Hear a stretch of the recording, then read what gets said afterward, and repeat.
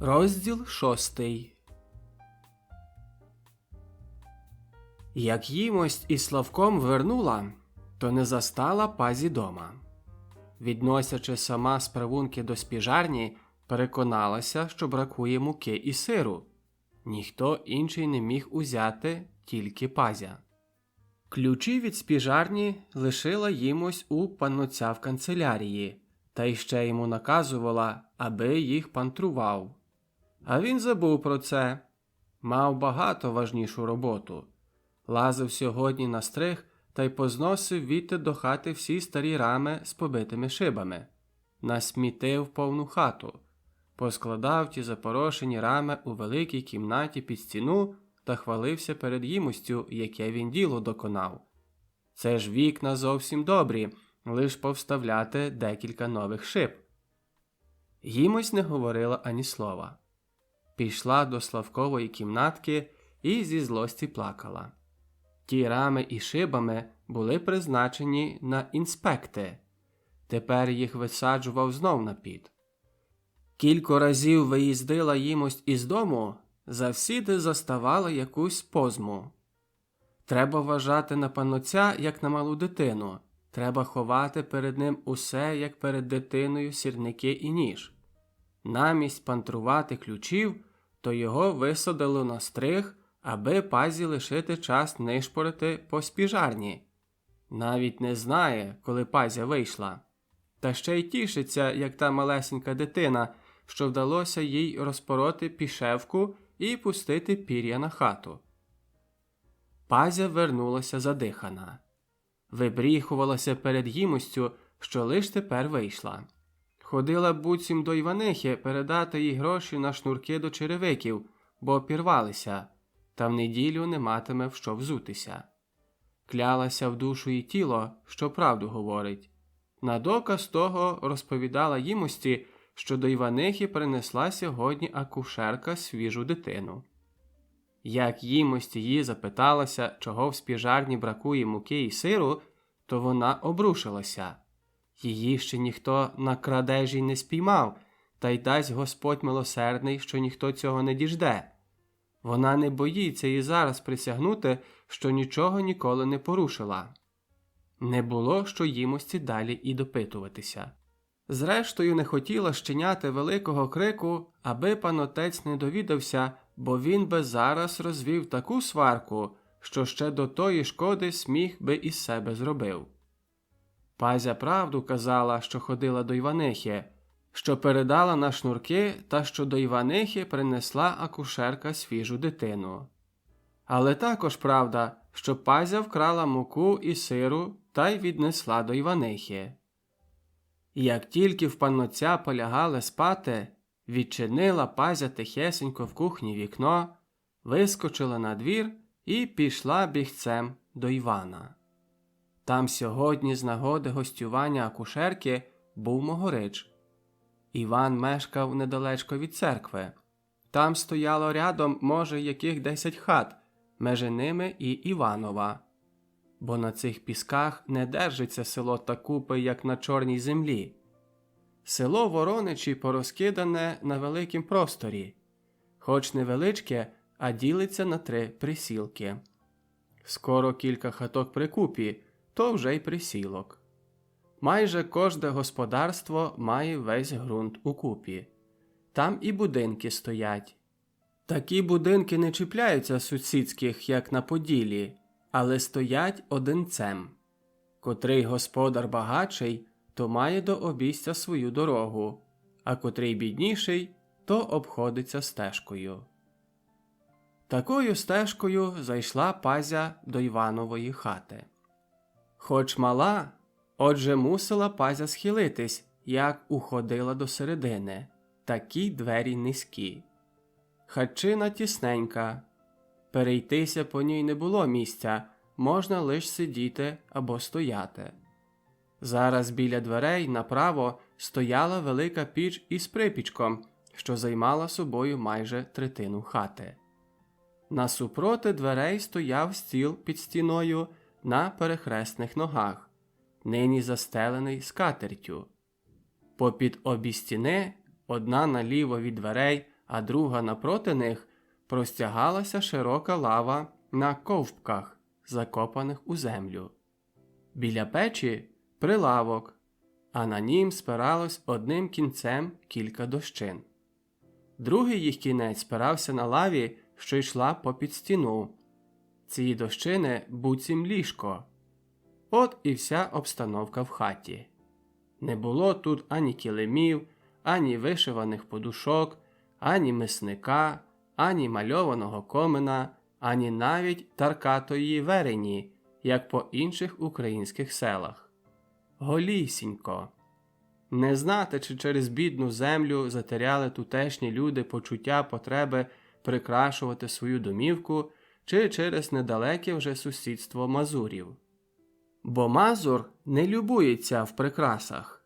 Він старається за те, що йому потрібне, а не за те, що красне. У хаті душно і воняло, бо під припічком мало своє леговище порося, що Іван його приніс собі від панотця. Ця духота і цей сопух запаморочували доразу кожного свіжого, що входив до хати. Але зате був добродійством для тих дітей, що жили на вдержанні в Івана.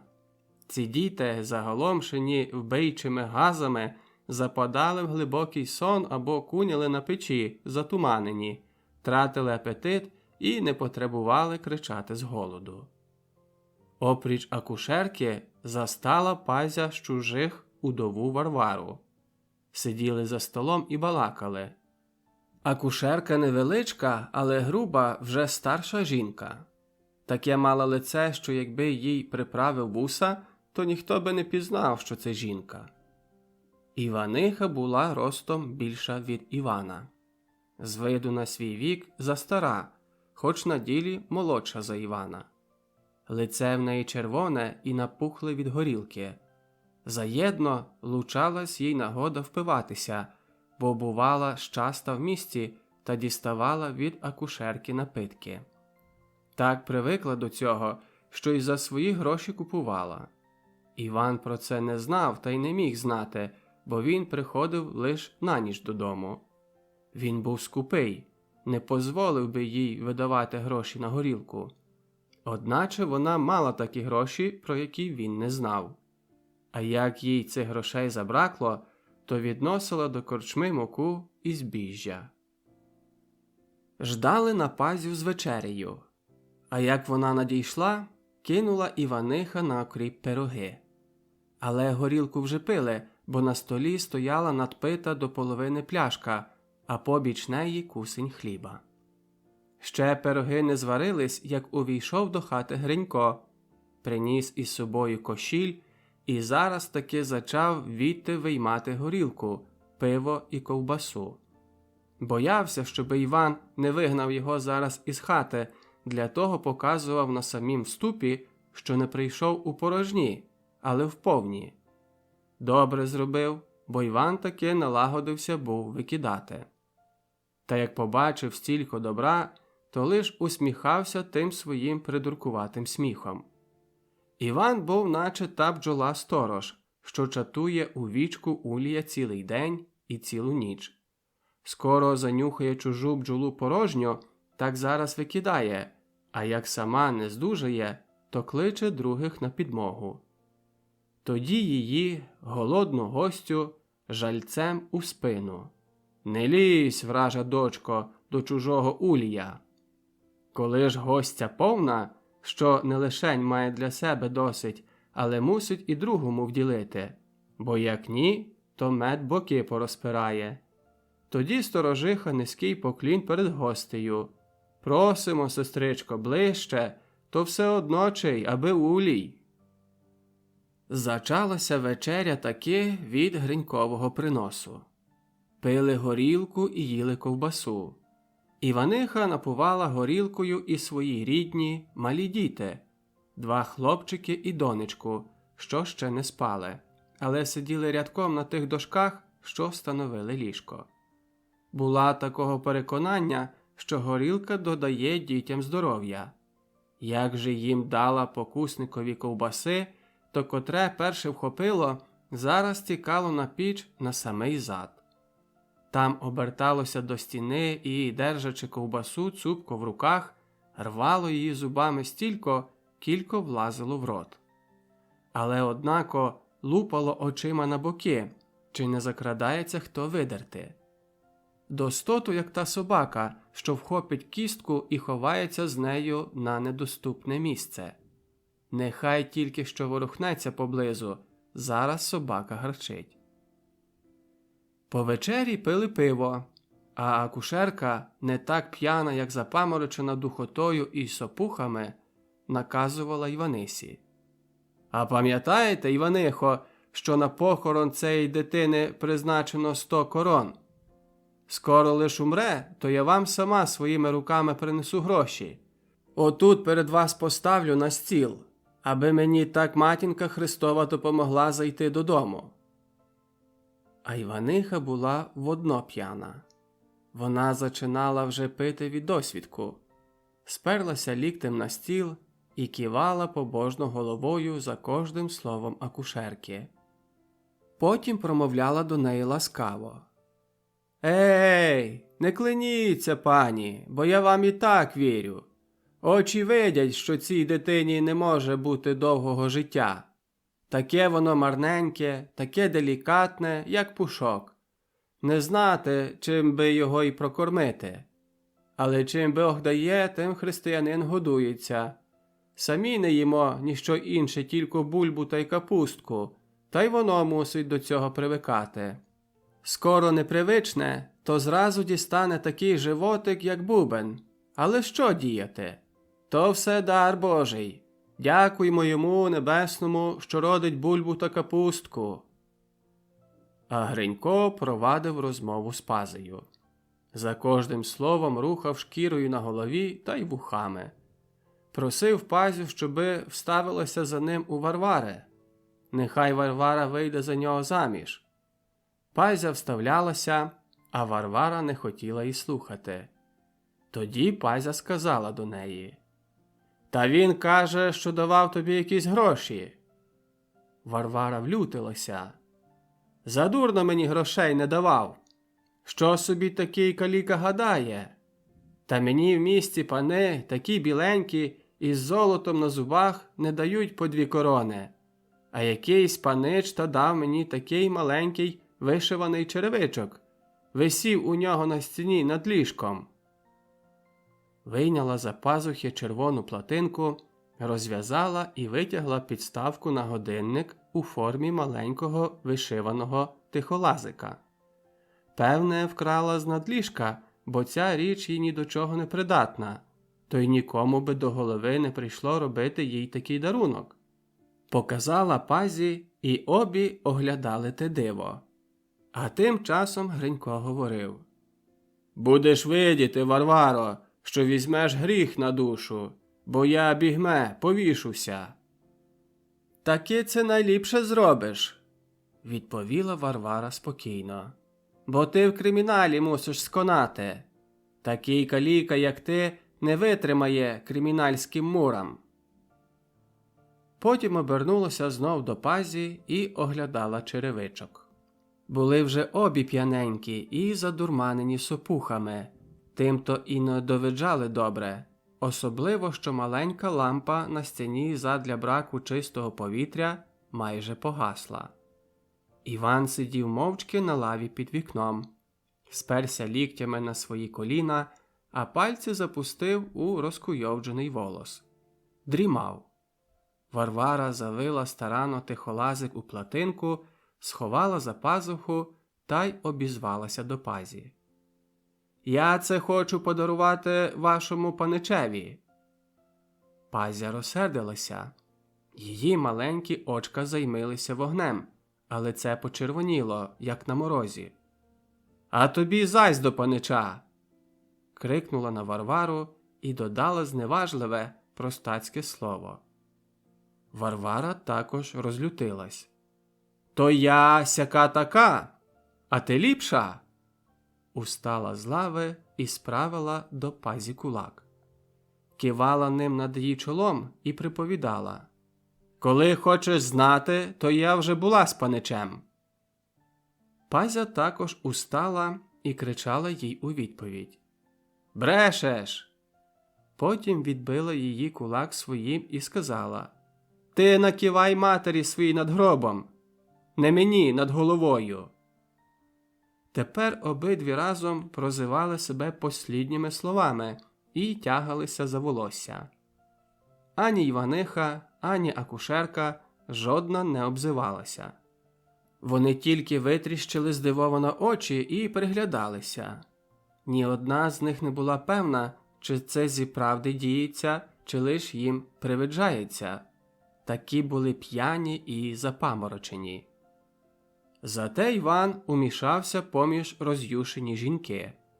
Устав поволі з лави, позіхнув і, зовсім не кваплячись, приступив до них. Одною рукою вхопив Варвару за коси, а другою Пазю. Потім розвів руки широко, розділив жінки і крикнув на них: «А тепер мовч одна з другою!» Але вони не мовчали. Поплюжились далі і рвалися одна до одної з кулаками. Іван над ними гукав: «О, небого! Як я держу, то руки мають бути у вас закороткі!» Потім нараз сіпнув їх обі докупи та й товк чолом об чоло. Від цього йшов такий голос, наче би хто стукав чиколонком до стола. «А тепер буде тихо чи ні?» промовляв за кожним стуком. Помогло. Жінки втихли. Іван випустив їх із своїх рук і сказав: «Махайте спати!» Варвара вийшла без «бувайте здорові». За нею потягся Гринько. Пазя лишилася. «Та й ти вже йди!» обізвався до неї Іван. «Завтра рано вставати би до роботи!» Пазя вийшла, а за нею Іван. Завів її до стайні. Це була прибудова до його хати під одною стріхою, якраз місце для одної корови. Він тут спав у жолобі. «А вважай, не впадь на корову!» – говорив Іван до Пазі. Але вона не могла ще забути своєї суперечки з Варварою. Взяла Іванові докоряти, що він не обстав за нею, та й зачала йому доказувати, що її була правда, а не Варварина. Та Іван не хотів цього слухати, чия правда, а хто провинився. Він так привик уже до бабських сварок і бійок, що зовсім не кортіло його довідатися, за чого посварилися Варвара з Пазею. Гринько проводжав Варвару і безперестанку намовляв її, аби йшла за нього заміж. Варвара навіть не чула, що він говорить. Зовсім так, якби його біля неї не було.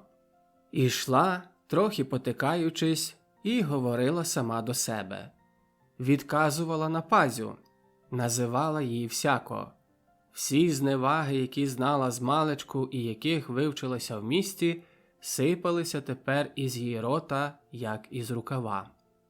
Викрикала голосно про всі крадіжки Пазів панотця та про своє знакомство з паничем. Належала до тих жінок, що не вміють потиху думати. Тож виповідала навіть такі справи, що їх знаття людьми могло їй пошкодити. Розмовляючи з криком сама з собою, вимахувала ломакою, ніби когось б'ючи. Уявляла собі свою ворожицю зараз тут, перед очима. А без ломаки ніччю не випускалася, хоч це не є звичаєм молодиць ходити з палицею. Помітила Гринька аж коло своєї хати перед дверми. Зразу приглядалась йому, дивуючись, відки він тут узявся. Нараз присіла і загримала хутко ломакою об землю. Так вигонять курей або свиней із грядок. «Марш! А підеш ти!» – кричала на нього, як на пса. Пішла до сіней і замкнула за собою двері. Гринько стояв, мов не при собі. Тій Варвариній присюди і той гриміт ломакою об землю налякав Гринька. Зовсім забув, яку мав постанову, йдучи сюди. Він думав зайти силоміць до хати, бо тепер Варвара п'яна, то легше здасться на підмову, та й не матиме сили вибити його. Отже, цілу цю постанову викинув йому той переляк чи зачудування, яке нагнало йому Варвара своїм поведенням. Почувався так, як той зайчик, що наскочить у лісі на сидючого чоловіка. Намість тікати, то зайчик із дива стає на задні лапки, нащурює вуха і приглядається тій чудосії. Коли ж отямився Гринько, то вже не мав охоти добуватися до дверей. Обернувся та й пішов. Розумів тепер дуже добре, що Варвару вже стратив навіки. Лиш одним один мав жаль до свого каліцтва, а саме, що не має спромогти вбити Варвару. Коли б так руки йому служили, то зараз украв би десь сокиру, розбив би двері і морснув би Варвару сокирою в чоло. Нехай би ані дригнула. Любив Варвару так, як любить зайчик своє життя, коли за ним лис гонить. Тепер бачив, що те життя втікає від нього. Знав добре, що жодна дівчина за нього не піде, лиш одна Варвара була йому під пару. Він злодій, а вона сільська повія. Він злодій п'ятнований, бо він сам вірив у те непохитно, що, покрививши йому пальці, назначила його природа на злодія. Ніхто з кревних не хотів держати його в хаті, бо він до тяжкої роботи нездатний. Батька ні матері не мав уже. Відумерли його перед 5 літами, лишаючи йому чверть моргу ґрунту. Хату дістав старший його брат, що вмер перед 2 роками, лишаючи вдову з 3 дітьми. Удова вийшла заміж удруге, і обоє гонили Гринька від хати, як скажену собаку. Ще часом його стрик, Павло Гаєвий, передержав його якийсь час у себе, але недовго. Тепер мешкав Гринько на оборозі в Павла Гаєвого. Одначе крадьки, так, щоб ніхто не знав, навіть Павлонії. Закрадався на той оборіг уночі, як уже всі спали в хаті. Гринько ходив також до Прус. Казав, що був там замірошника в якимось млині. Чи воно правда, ніхто цього не доходив. Знали тільки, що торік приніс гроші із Прус. Цього ж року пішов також, але вернув за 2 тижні. Роботи не знайшов, гроші ж приніс. Роздумував собі так, що ожениться з Варварою, бо вона має хатчину і городець. Рахував, що на бульбу і капусту вистане їм ґрунту, а на решту старатимуться кожде по-своєму. Вона в молодих панів зароблятиме, доки ще сама молода, а він також буде промишляти так, як досі. Він ходив щодня рано до міста та старався щось украсти. Горнець, склянку, батіг, фарбу, цвяхи, що-небудь. Розуміється, це не завсіди йому вдавалось, але все приносило йому деякий крейцар. Мав знакомості із львівськими злодіями, виїздив навіть до Львова помагати їм. Головна його поміч була переховувати крадені речі. Як заходила небезпека, що поліція попадала на слід злодіїв, то вони передавали йому речі на сховок, і він їх ховав добре, що ніхто інший не вдав би так. Розносив ті речі по селу і ховав їх людям в острішки або закопував десь у дебрі. За якийсь час віддавав злодіям ті речі, а вони за переховок йому платили. Але він без тої платні небагато зискав, якби не взявся на спосіб затаювати з тих речей дещо для себе. Продавав потім знакомому жидові. Отак упрятав собі більше як 200 корон, а опріч того держав у сіні в Гаєвого 5 маленьких ложечок. За всі 5 давав йому жид 3 крейцарі, для того він їх задержав собі. Не знав, чи жид його ошукує, чи ті ложечки зіправди нічого не варті. Ще від весни не зголошувалися злодії до Гринька. Або їх полапано, або вони вже покинули Гринька. Оце заставило його призадуматися над тим, що з ним далі буде. Він думав, і з цих думок виринула любов до Варвари. Це була любов пристрасна, ідеальна, звіряча, чи як її хто хоче назвати. Досить того Гринько почував, що без Варвари не маємо життя. Тільки про неї одну думав, тільки про неї одну любив розмовляти, тільки при ній одній повчувався веселим. Зовсім не зміняє стану речі, що коли б інша була тою вдовою, що тепер Варвара, не схожа навіть на неї з лиця, то він би цю іншу так само полюбив. Так само бажав би знищити її, забити, щоби вона до другого не належала, якби допевнився, що вона не хоче належати до нього. Гринько прийшов на обістя Гаєвого, видряпався на оборіг і ліг. Думав заєдно про Варвару. Навчений твердим життям розуму, не дурився надією, що ще якось воно все обернеться на добре. Видів докладно, що Варвара його ненавидить і навидіти вже не буде. Розумів також, що при своїм каліцтві не здужує її вбити. Розпука обгорнула його душу, і йому здавалося, що потопає. Зараз близько берега на глибокій воді. Ціла гурма людей стоїть на березі, та дістатися до нього не можуть. Він видить їх, чує їх голоси, розуміє їх мову, а промовити до них не здужає. Отакий безпомічний. А Варвара? Вона побоювалася, що Гринько влізе якось до хати.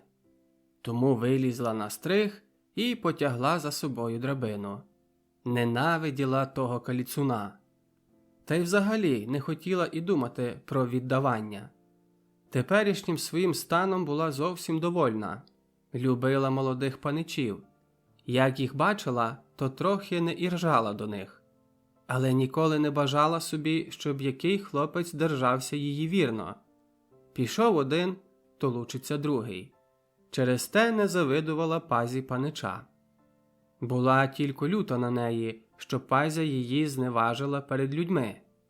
Коли ж тепер забула про зневагу, то заснула на поді таким твердим сном, що хоч гармати коти, то не добудешся.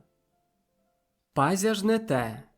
Вона з природи була заздрісна, не могла стерпіти жодної дівчини побіч себе. Навіть надсаджувалася роботою, лиш аби не допустити до того, щоби взяла яку наймичку їй до помочі.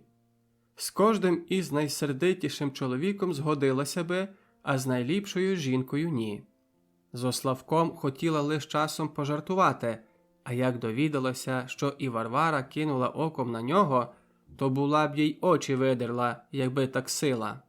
Для того не могла забути своєї суперечки з Варварою. Уже як вернула на плебанію і лягла на кухні, то сон її не брався. Така була люта, що трохи своїх рук не кусала. Здавалося їй, що сюди до Славка не має приступу жодна дівчина, жодна молодиця. Аж ось та повія Варвара наважилася заманити його до себе. Хто знає, чи й не вдасться їй це? Адже Славко ходить десь водно перед полуднем у поле. Варвара може його перейти та й закличе до себе. Якби пазя знала, коли він там зайде, то би побігла і повибивала тій повійниці вікна. Наробила би такого вереску, що люди би позбігалися. Але ні. Пазя не може до того допустити, аби Славко запізнався з Варварою. Ніяким світом. Щось треба конечне придумати, аби загодя розбити всякі сходини між ними. Постановила сповістити їмось, що Варвара задумала. Але це, мабуть, нічого не поможе. І пазя в безсильній люті трохи не плакала. Передумувала всі можливі способи, як би з одного боку відстрашити Славка від сходин із Варварою, а з другого боку помститися на ній. Та й таки придумала. Аж тоді вспокоїлась і заснула. На другий день пантрувала Пазя, щоби стрітися десь із Славком на самоті. Удалося їй зловити його, як ішов із саду від своїх ямок на другий сніданок. Обіздрівшись навкруги, чи то хто не підслухує, приступила до Славка і обізвалася. «А панична й не заходить собі з Варварою, бо вона заражена. Учора була в Іванихі акушерка та й оглядала Варвару. Казала, що незабаром їй ніс відлетить. Піде, мабуть, до шпиталю». Побігла назад до кухні, лишаючи Славка переляканого, трохи не в обмороці. Всі його надії розвіялись в один миг. Ось де він, той забобон. Якою невмолимою правдою переслідує він кожну людину. Покаже один нужденний промінчик утіхи і зараз дає за те ціле море гризоти. Що ж тепер Славкові по його підстрижених вусах? Що йому з того, що жінки липнутимуть до нього? Ось нині він був певний, що як тільки покажеться Кранцьовський на очі, так вона зараз із ним замкнеться, посадить собі його на коліна або йому сяде, а то ні відси, ні відти маєш. Зараза. І що ж йому тепер діяти? Хіба зовсім не йти до Кранцьовської? Але чи можлива це річ? Він же для неї привів волосся до порядку, підстриг вуса, а навіть зважився купити воду на волосся, і після того всього мав би сидіти дома? Найгірше лякало його те, що треба буде йти до лікаря. Але, може, ця біда ще не причепилася до нього? Промінь надії блимав йому перед очима. Адже не може бути, аби той забобон жартував так погано. Дав йому стільки літ гризоти і розпуки, то за те належиться Славкові якісь тривалі радощі. По другім сніданку, як вийшов Славко на двір, то ще вагався, чи йти йому до Кранцьовської. Може б ліпше заждати до тої пори, коли допевниться, що здоровий. Але його так тягло до Кранцьовської, що доти думав, доки не придумав собі такі причини, котрі не тільки не забороняли, але просто наказували йому йти туди. Вигадав собі, що це доля навмисне піддала йому гризоту про заразу, аби зменшити трохи його радощі. Бо якби його втіха не була нічим затемнена, то зараз по ній мусив би наступити смуток. А так при тих великих радощах усе буде потрохи журитися хоробою, тож вони стануться до нього зовсім будніми, а через те тривалими. І ти ж мусив докончи сьогодні ще й для того, що завтра підросли би трохи вуса, а через те зробив би на Кранцьовський слабше враження собою. По такій розвазі пішов ні надто радіючи, ні надто сумуючи. Якраз у такім настрої, якого вимагав його забобон, щоби все було гаразд. Кранцьовська ждала на нього і сьогодні. Отже, не з нетерплячкою, але з несупокоєм. Коли роздумала собі на самоті, що з цього всього може скоїтися, то трохи перелякалася. Вчора навіть була рада, що Славко не прийшов. Мала час розважити собі докладну постанову, як має заховуватися супроти нього. Тепер тільки була неспокійна тому, бо боялася, чи вдасться їй виконати цю постанову. Вона пізнала вже себе, що як тільки побачить Славка, то забуває зовсім на те, що передом собі постановила. Коли дивиться на нього, то набирається якогось дивного почування, а те почування заставляє її язик говорити таку мову, яку вона зовсім не наміряла. Учора роздумувала цілий день над цією справою. Погодилася вже з тою думкою, що їй вільно мати свого приятеля, уже хоч би з тої одинокої причини, аби помститися на своїм нелюбі. Одначе були до цього ще три важні причини. Що перша? Загальне переконання, що вона має такого приятеля. Бо, поминувши навіть сплетні її мужа, ніхто розумний не повірить, що вона вдовольняється таким п'яницею, як її подруг. То друга причина, що вона почуває таки потребу полюбити якогось мужчину і забавитися з ним. А третя, що тій любові ніщо не стоїть на перешкоді. Бо одно, що її подруг на цілі тижні пропадає з дому, а друге, він їй не важився би нічого сказати, хоч би навіть довідався про це. Удавав би, що не догадується нічого. А хто знає, чи й не був би з того радий, що і вона має якийсь гріх в душі, бо тоді не боявся б її так дуже за своє п'янство, як тепер боїться, та й мав би причину до нових вандрівок, а від них він уже не відвикне. Славка ж вона дуже полюбила, бо здавалося їй, неначе він подобає зовсім на той образ, який вона в серці своїм носить.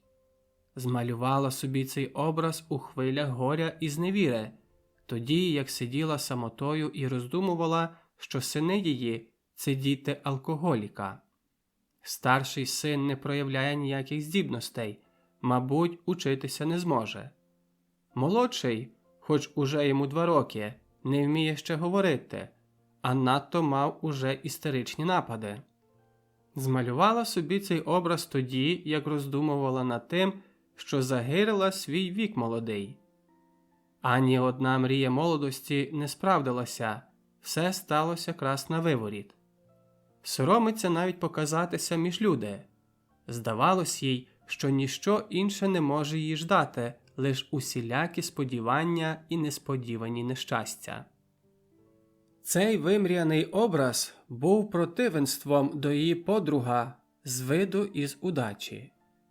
Але вона не знала, чи цей образ виринув передом, заки пізнала Славка, чи, може, саме Славкова поява змалювала їй той образ. Досить того, що Славко подобав на нього, особливо своєю вдачею. Кранцьовська хотіла мати мужчину тихого, смирненького, що сидів би завсіди біля неї та й був їй слухняний. Через свою мовчазність і сум подобав Славко на такого. Любила також Кранцьовська його невинність, бо вона думала, що він зовсім невинний. Остогидла їй фізична любов. Вона ж зазнавала цю любов від чоловіка, що не вдовольнявся своєю жінкою, але приставав також із усілякими повіями. Тож Славкова несміливість чарувала її серце, хотіла б його видіти таким завсіди. Та попри це ні за що в світі не здогадалася б, щоби Славко задля своїх мужицьких забаганок шукав собі іншої жінки. Він би цим опоганив себе в її очах так, як її подруг. І з другого ж боку виділа, що Славко не є зовсім вільний від таких забаганок. Той нападистий поцілунок у лісі, що відібрав їй на хвилю всю приману любові, та був ніщо інше, як саме така забаганка. А навіть вона сама почувала часом до нього несвідомо фізичну любов. Вона, старша жінка, та розумілася вже на таких почуваннях. Не раз тягло її щось силоміць, щоби його обіймати або хоч доторкнутися злегенька кінчика його носа. Або ті обійми в лісовій будці, коли кругом гуділа буря. Вона зробила це з переляку, а отже дрижала на цілім тілі з любові. Тепер здавалося їй, що зловилася в якусь пастку, бо коли відкажеться, то стратить Славка. Він тоді шукатиме таких жінок, як її подруг. А тоді він для неї пропащий, хоч би навіть пересиджував з нею всі дні і усі ночі. Також поцілунків відмовити йому не може. Вона ж хоче відкрити перед ним усі тайни свого серця, мусить його до себе зосміливити, бо нічого їй так у житті не бракує, як людини, що перед нею могла б відчинити свою душу. Цього ж їй досі не судилося зазнати. А попри те, все обіймав її серце страх перед скандалом. Вона знала, що належати до іншого серцем і душею – то це більша зрада подружньої вірності, аніж належати тілом. Отже, загальне переконання про жіночу неславу лякало її дуже. хоч розуміла, що це забобон, защеплений їй змалечку. То все-таки не могла розлучитися з тою думкою, що доки лиш любить другого, то це їй вільно. Коли ж віддасться йому тілом, то вже станеться просто повією. Тоді і сама затратить пошану для своєї особи. Отакі ж гадки зродили в ній почування, що вона сама зловилася неначе в пастку, бо відмовити Славкові не сміє, пристати ж на його забаганки не може. Вона вірила непохитно, що приязнь із Славком вижене з її серця дотеперішню гризоту. З другого ж боку боялася, що ця приязнь та нажене на її душу непереможний несупокій душевний. Такими думками мучилася Кранцьовська цілий вчорашній день. Аж у кінці додумалася до постанови, котра навела на її серце розвагу. Постановила собі залишити супроти Славка всякі натяки любовні. Коли ж він цього бажає, нехай сам допоминається. Тоді вона йому не відмовить. У любовних обіймах скаже йому, що він своїми забаганками намагається їх любов споганити. Коли ж це не поможе, то нехай робить, як знає. Але почин і заохота від неї самої не сміє вийти. Тоді в неї буде совість чиста. Неслава на неї в її очах не може спасти, бо все сталося насупереч її волі. Коли б тільки вдалося їй заховати при Славкові цю задуману здержливість, бо досі, як тільки його побачить, то теряє зовсім свою постанову. Якась дитиняча веселість охоплює її серце, стається тоді такою безсідливою, що не може вдержати свого язика. Завсіди вихопиться з такими словами, які зовсім не намірялась казати. От і тоді, коли посилала за ним Шарлоту. Адже хотіла його лиш натимати при собі, щоби показати йому свою байдужість, а тим часом зачала йому докоряти Варварою, хоч не мала до цього ніякого права, бо їх із собою досі ще ніщо не лучить. Але тепер постановила бути панею свого язика. В жаден спосіб не скаже ані одного необдуманого наперед слова. Можна ж ті натяки залишити, я й без того об чим розмовляти. Вже бачила Славка крізь вікно, вже лиш із трудом відгонила сердечний сміх із своїх маленьких губок, уже аж тягнуло її щось вибігти насупроти нього, а все-таки не забувала про свою постанову. Ждала на нього в малій світличці, що біля веранди. Не рушиться відсіля, нехай її шукає. Але він не шукав, бо це ж була найближча світличка. Увійшов до неї з підстриженими вусами. Трохи не кинулась і не вицілувала його за те. Зовсім не з тої причини, що це його занадто прикрасило, але для того, що він її послухав та що задля неї ж їхав до міста навмисне до фризьєра. Подумала собі на свого нелюба з тими великими вусищами. Ах, які ж вони гидкі! Він же мочає їх завсіди в пиві, в страві, розчісує щіточкою до свинської шерсті. Здалося би Славка похвалити за його слухняність, за те, що хотів зробити їй приємність, що такий добрий для неї. Але ні, це ж були би знов натяки. Не питатиметься навіть, де він був учора, бо з такого питання та й зійшла би таки розмова на вуса. Попросила його сісти і розпитувала за читальню. А в серці тішилася, що таки перемогла свій непосидючий язик. Наказала йому говорити те, що вона хоче, а не те, що язикові було би мило. Славко відповідав від нехоття. Він надіявся інакшого привіту від Кранцьовської. Та вона помагала йому у відповіді. Розпитувала про кожну частину будови окремо. Чи вже стіни виліплені, чи дах покритий, чи вже є якийсь стіл, лави, тощо. Рада би сама побачити те диво вороницьких гайдамаків. Може, підуть там. А ви чого так нахмурилися? Гніваєтеся, чи що? Він сидів туманом. Той сум, що нападав його в часи пристрасті, переміг його тепер зовсім. Його очі, що в них малювалася похідь, соромилися самі за себе і утікали лячно від її погляду. «Вам, бачу, знов щось сіло на ніс. Мушу я вам те щось зігнати». Усміхнулася і злегенька доторкнулася своїм пальчиком до кінчика його носа. Була свідома цього діла, навіть намірила його. Отже, мала совість спокійну, бо не вважала це за ніякі натяки, тільки була переконана, що мусить його якось розрухати. Але він сидів мовчки. Його несміливість смішила і бавила її. Уважала за свій обов'язок додати йому трохи відваги. Зачала йому допікати Шарлотою. Певне, він почуває щось до Шарлоти, бо видко тужить за її товариством.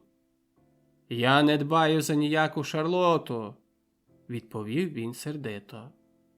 Був у такім настрої, як той мужчина, що сидить на самоті з Любкою, а то хтось навмисне приходить і заважає. Та й ця сердитість бавила її. «Ну, не сердьтеся, я жартую, адже немає найменших причин уважати вас за такого, що одну жінку цілує, а за другу думає». Та й це вона не мала за ніякий натяк. Навпаки, була переконана, що говорить йому моралі. Адже молодий чоловік повинен знати, що жінок негарно зраджувати. Але попри те можна йому ще трохи Шарлотою допекти, бо інакшим способом годі з нього слова добути. «Кажіть же, куди волите піти? До лісу чи до читальні? Як хочете до лісу, то я можу вам зробити ту вигоду, що лишу вас у лісі самих із Шарлотою». Він відповів на те знов сердито, що йому все одно куди, лиш аби без Шарлоти. «В такім разі не забудьтеся знову. Таких нападистих поцілунків я не приймаю. Ви взагалі не вмієте цілувати, пане Славку. Натиснули сте мені губу до зубів, що аж боліла. Ось вам за те». При цім слові вдарила його по руці. Це також, на її думку, не був ніякий натяк. Совість у неї чиста. Вона тільки хоче йому пояснити, що і поцілунком можна зробити жінці прикрість.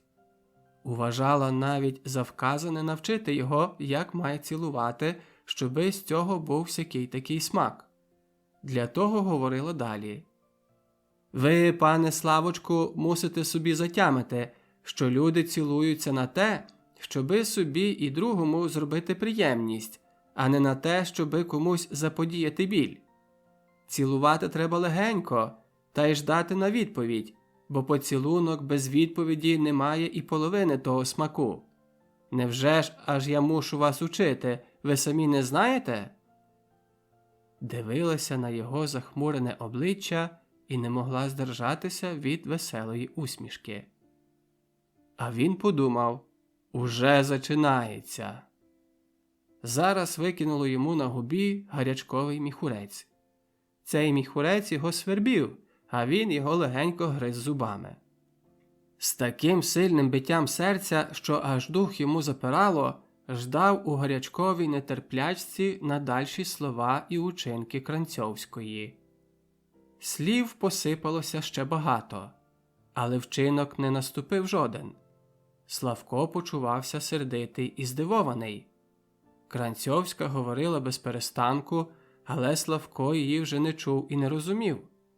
Пересидів так майже безпритомно аж доти, коли вже було час іти на обід. Кранцьовська бавилася за той час дуже добре. Вона любила дивитися на цього несміливого мужчину, що з такою увагою мовчки слухає її мови. Який же він невинний! Вона бачить, що він має мужеські забаганки, але, мабуть, сам навіть не свідомий того.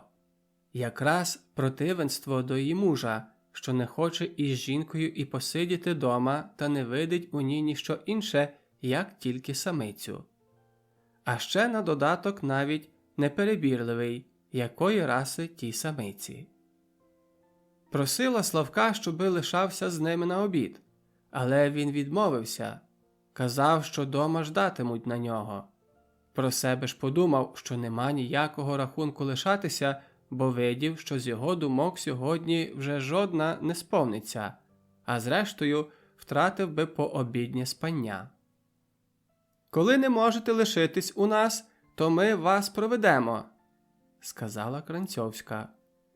Почувала в своїм серці вдяку для нього, та й хотіла йому показати її своїм супроводом. «Ви заслужили собі нині на те. Проведемо вас аж до читальні». Вийшли всі четверо.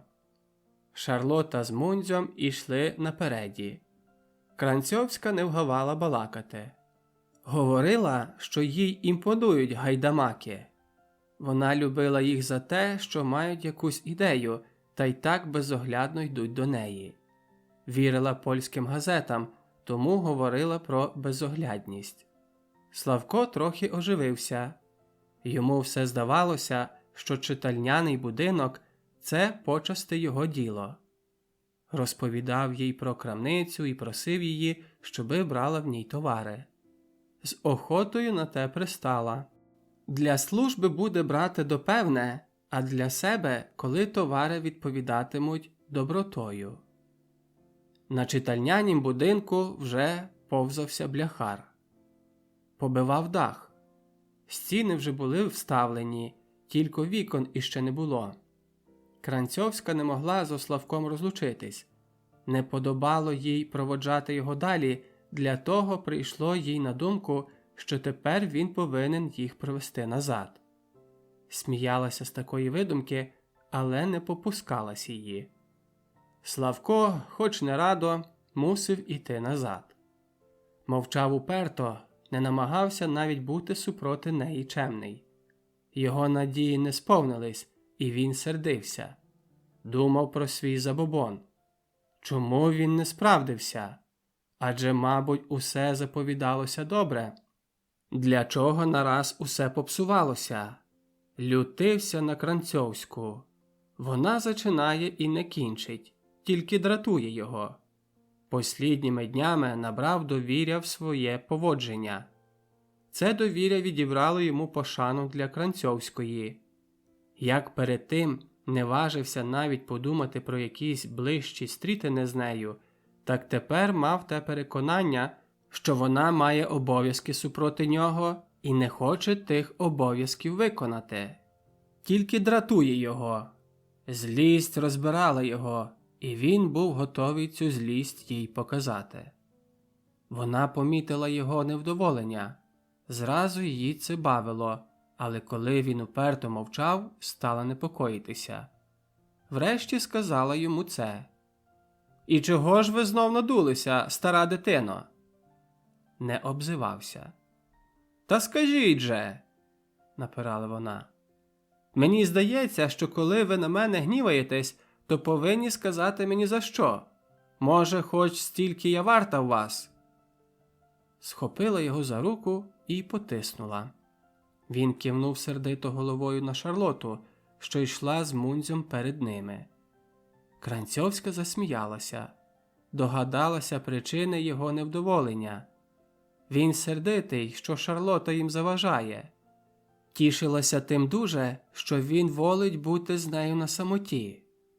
«Ах, Боже мій, що ж я тому винна?» «Якби ви, пані, не хотіли, то її б тут не було», – відповів Славко сердито. Вона знов узяла його за руку. «Не будьте ж дитина, адже вона не розуміє і півслова з того, що ми говоримо». «Ат!» – сказав Славко. Вона сміялася. Вимагала від нього, щоби говорив виразно, бо вона такої мови не розуміє. «Чи то люди лишень говорять із собою?» – запитався Славко глибокодумно. Її на радощах аж під серцем скоботало, що він та здобувся на натяки. «Ну, не гнівайтеся, завтра вже будемо самі двоє!» Знов доторкнулася його руки. «От!» Вона сміялася. «Чесне слово вам даю, що не розумію цієї мови. Це, може, з литовська?» Він думав над тим, як би свою думку сказати. Врешті придумав. «А завтра скажете знов, що завтра. Ви все, пані, відкладаєте на потім. Зачнете і не кінчите». Вона дивувалася. Не пригадує собі ніщо таке, щоби могло дати йому привід до такого переконання про неї. Він лютився, що вона така недогадлива, а не мав відваги сказати, чого від неї хоче.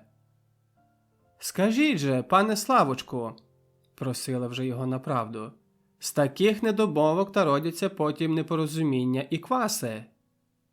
Славко соромився і лютився. Соромився виповісти свою думку, а сердився на Кранцьовську, що вона не догадується. Аж у кінці лють перемогла сором, і Славко обізвався. «А ви, пані, зачали говорити за поцілунок». Вона щервоніла на лиці тим вогнем, що долоні на нім не вдержати, так пече. Потім ухопила Славка за руку. «Кінчіть же ви!» – говорила з нетерплячкою.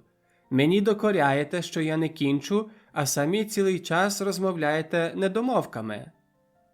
Його голос дрижав, бо стукіт серця трусив йому горло. «Ви, пані, обіцяли навчити мене, який смак у поцілунку». Неначе зняв величезний тягар із свого серця. Отже, воно таки стукало далі. Кранцьовська не випускала його руки зі своєї, тиснула її, але говорила зовсім спокійно. «Одно, що я вам це не приобіцяла. Я казала тільки, що ви не вмієте, а друге...» Вона стала, придержала Славка, гляділа вслід за Шарлотою, чи далеко відійшла. Потім говорила пошепки. «А друге, ви цього від мене не домагалися». Дивилася йому в очі і усміхалась. А він думав, то ти, небогос, хочеш, щоб я від тебе домагався всього? Почув у собі якесь невдоволення, наче якийсь несмак. Вона випустила його руку зі своєї, і обоє пішли далі. По хвилі мовчанки, буцім зовсім не нав'язуючись до своїх попередніх слів, сказала Кранцьовська. «Прийдіть із полудня, чи ви не можете ніколи покинути свого заняття?» Він надумувався, постановив прийти. «Отже, видите, вже все в порядку, а тепер мене гарно перепросите за то, що гнівалися без причини». Були вже біля дому Кранцьовської і мали розходитись. Він брав її руку, щоби поцілувати, а вона розкладала пальці, підносила їх угору так, що він не міг їх уловити. Її це тішило, а його дратувало. Розійшлися. Вона була дуже рада за себе. Таки вдержала свій язик, про вуса не згадала і словом. Совість мала чисту. Тепер, що після цього станеться, то станеться не з її причини. Була рада і зо Славка. А Славко не був радий нітрохи. Ані одна справа не зложилася так, як він про це мріяв. Давно йому знакома зневіра закралася наново до його серця. Цей з полудня не варт іти. На що? На пусту балаканину? Але що сталося з його забобоном? І з тим забобоном, що завсіди справджувався? Хіба би він тепер Славка здурив? Це не може бути. Ніяким світом. І ніщо, але до слова. В ніщо так Славко не вірив, як у той забобон. Тільки тепер якось вони оба не порозумілися. І Славко задумався глибоко. Всі сили у мислові зібрав докупи, напружив їх і радився з ними, в чим він схибив своєму забобонові. Ага, найшов. Ой, який же він дурень. Сама доля дала йому притоку журитися, а він не журився. Адже зараза. Тільки було нею перелякатися, загристися, а зате в Кранцьовської збирав би самі тріумфи. Так же ні. Він собі байдуже про заразу. Зараз таки потішився, що вона його не вчепиться. Та хто знає, чи Славко здужає журитися, коли тою заразою так, як того треба на те, щоби його мрії здійснилися. Але ще попробує. Попробує навіть піти до Кранцьовської, бо почуває по собі, що щось його до неї дуже таки тягне. Не вірить навіть, чи вдалося б йому лишитися дома, хоч би і завзявся. Обідом наївся до цілковитої втоми. Щезла сердитість, щезла зневіра, щезла пристрасть. Ці всі почування зійшлися в одно і перекинулися в одну велику дрімоту. Очі дивилися, але виділи не все. Вони так привикли за такий довгий час заплющуватися по обіді, що тепер у них затемнювалося, хоч були отворені. Ноги, руки і інші частини тіла по черзі завмирали, хоч Славко ще жив і думав. «Піду попід вечірку», – потішився Славко і ліг. Але попід вечірку заворот голови, кислота в роті, зденервування і сердитість, скаженна сердитість. Ніяким чином не спромога прочунятись. Чи хотілося б Славкові в такім стані десь іти на любовні сходини? Нехай чорт ухопить і Кранцьовську, і усі жінки, і його з ними.